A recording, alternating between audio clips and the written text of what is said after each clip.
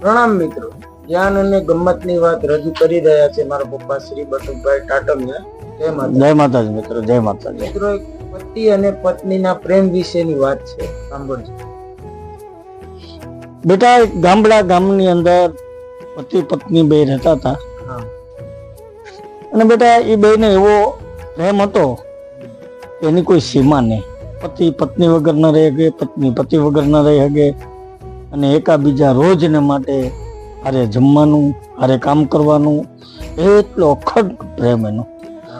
પણ બેટા, કોઈ સંજોગો એવા બનતા એની પત્નીને એનું માઇન્ડ ખરાબ થઈ જાય છે, એ ગાંડી થઈ જાય છે. પછી એને દવા દારૂ કરાવે છે, ડૉક્ટર આવે છે, ડૉક્ટર એની ભલામણ કરે છે કે સારું થઈ જાય ભાઈ. પછી રહેતા ભાઈ એને ગામના માણસો કહેવા માંડ્યા કે ભાઈ તારી પત્ની ગાંડી થઈ ગઈ છે.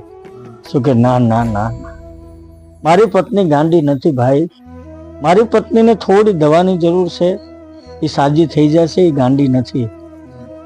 એમ થતા ભાઈ એને તો પાગલખાનામાં મૂકવા જવી પડી, એટલી ગાંડી થઈ ગઈ પત્ની. પણ છતાં પતિને એવો પ્રેમ હતો એટલે પતિ એમ કહે છે કે ના ના ના, મારી પત્ની ગાંડી નથી. તો એના મિત્રો એમ કહે છે કે ગાંડી નથી તો પછી પાગલખાનામાં હુકામે તે મૂકી આવ્યો છે. તો કે એ તો એને દવાની જરૂર છે, એની થોડી સારવારની જરૂર છે, એટલા માટે હું મૂકી આવ્યો છું. તમારે જોવું હોય તો હાલો મારા ભેરા, એ ગાંડી નથી. તો બધા એના મિત્રો એને હારે જાય છે બપોરે ટિફિન લઈને. તો એ પાગલખાનામાં ટિફિન લઈને જાય છે અને એ એની પત્નીને ટિફિન આપે છે. એટલે એની પત્ની ટિફિન ખોલી અને એનો ડબરાનું ઢાંકણું લઈ અને એના પતિના માથામાં મારે છે. એટલે એના મિત્રો એમ કહે છે કે જો અમે તને કહેતા હતા ને ગાંડી છે, જોજે કેવી રીતે મારે છે. તો કે ભાઈ ગાંડી નથી, ગાંડી હોય ને તો તમને મારે, આ તો મને મારે છે. એટલો મતલબ એ ગાંડી નથી, મને ઓળખે છે.